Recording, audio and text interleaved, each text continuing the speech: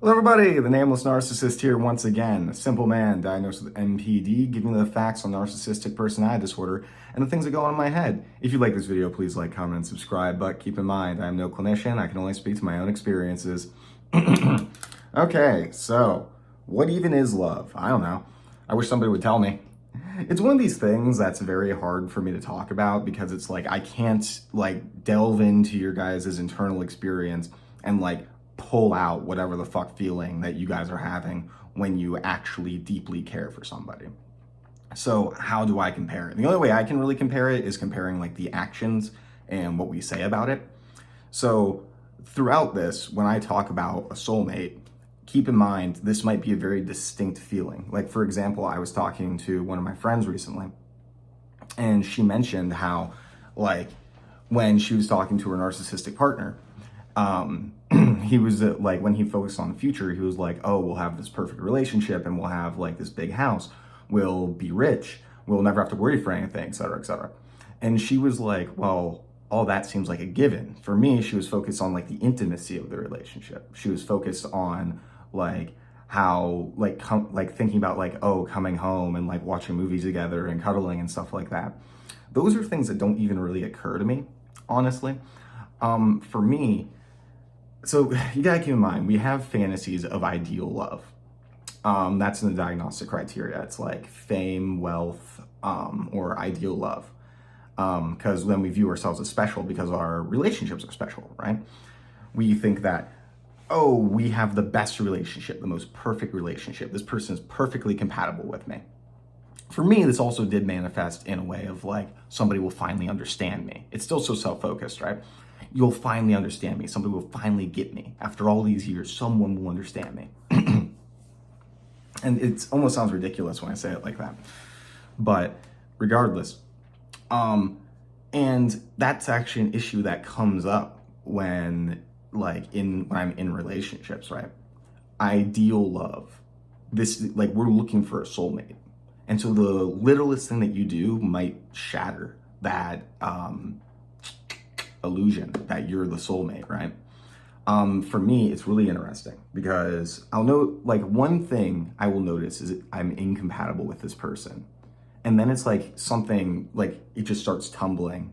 I'm finding thing after thing after thing after thing that I'm every single little difference that we have, I'm fixating on. I'm thinking, oh no, that proves that we aren't compatible. I literally thought that I wasn't compatible with the girl once because she didn't like ants as much as me.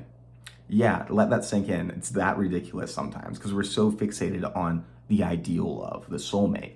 What if I'm missing out on my soulmate? What if there's somebody out there better for me? And I always like to emphasize the fact that it's not like I'm I can do so much better than them. No, it's this anxiety. What if I can do better than them? What if my soulmate's still out there? What if I'm missing out on my perfect person? And I think that's honestly part of the reason why narcissists can be. I question the validity of how often narcissists cheat, but I really think that, but I honestly think that if there is validity to that, this is part of the reason why, right? We're so willing to leave people when we find somebody else that we're like, no, wait, they might be my soulmate. They're my soulmate. And that's where love bombing comes in too, right? It's not that we're maliciously trying to be oh man, I'm going to drop all these gifts on them and stuff and say that I love them and then I'm going to leave them. No, I wouldn't do that. What's the point of getting into a relationship if I would just wanted to hurt them? I mean, just wanted to break up with them. I mean, I'm sure there's some people out there that take joy in getting with people and then breaking their hearts, right? But that's not most narcissists. Most of us genuinely believe this is it's the idealization, right? This is the perfect person. This is my soulmate. I'm finally going to fulfill this fantasy of mine. And it's weird because there's also this portion of it with my soulmate, quote unquote, of I mentioned being understood. But it's I so desperately want to not be understood too. It feels like I want somebody to prove that they care about me by going up to me and prying off my mask, even though I'm kicking and screaming the entire way that that's happening. And obviously that's not a fair expectation of anybody, right? hell, it shouldn't even, just to remove the mask in general, that should be on me, not on them. But I mean, there's nothing fucking there, so who knows? Again, it's like and it gets really hard because like I had a relationship that like went relatively poorly because like they viewed me as a good person. And I mentioned this in another video, but it's like, I feel like if they're viewing me as a good person, then they don't love me because they don't know who I am. They didn't rip off the mask. I want them to tell me that, yes, you are a monster, but I still love you despite that.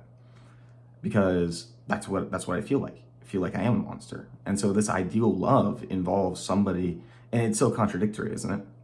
It involves somebody who is perfect, right, to make me perfect, but to also recognize that I'm not perfect and I'm terrible. So how can it even be a fantasy of ideal love, right, when half of the equation is like completely flawed?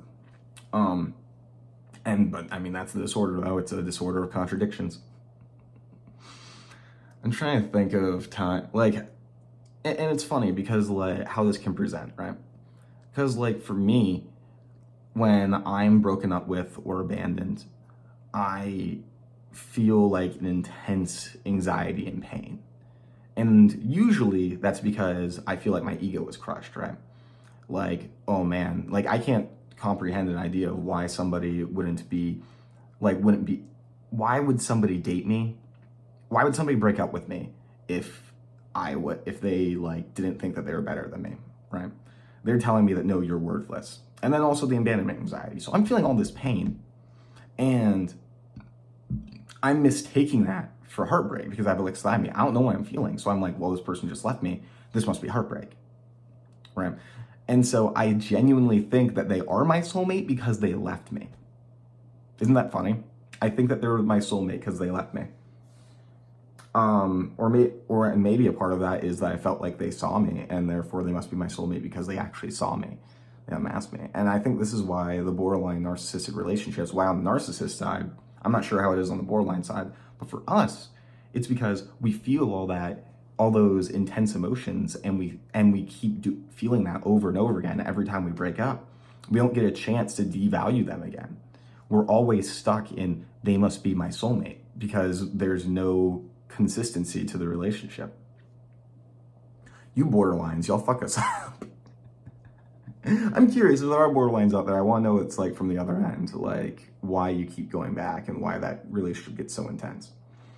Because in my experience, typically what happens is the borderline will split and leave first, and then the narcissist will be there like, what? And then, oh my God, I don't know though. I don't know. Yeah, it sucks because like I talk about a lot how Lyndon B. Johnson was president and he was probably a pathological narcissist, and even that wasn't enough for him. And it's the same thing with like ideal love.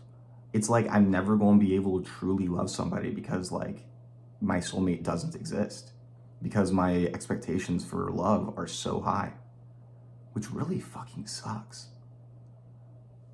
Like it will never feel complete because I'm so caught up in these grandiose fantasies and I can only view love through this hierarchical lens. Because I mean, objectively, your soulmate is out there somewhere. Now, hear me out. Okay, this is my narcissist brain going. Where objectively, there is somebody in the world who is the most compatible for you. Somewhere. And you might never meet them. But somewhere, if you measure every single aspect of them and compare it to your own and how those match up, somewhere out there, there's a soulmate. And I think that's the most tragic part of this, is that, one, I can rationalize why the ideal partner and my soulmate exists, but also, it does. To some degree, it does. It's not practical to try to like seek somebody like that out, and 99.999% of the time, you would never find that person, but they still technically exist. And so I'm going to spend the rest of my life seeking whoever the fuck that could be. God, that sucks. I kind of had this realization just in the moment of the high expectations I put on love and how I'm never going to be able to fulfill that. That's the game of the narcissist though, isn't it? Well, not the game, but nothing's ever good enough for us. Oh well. Anyways, I hope you all enjoyed. Take your fucking meds, guys.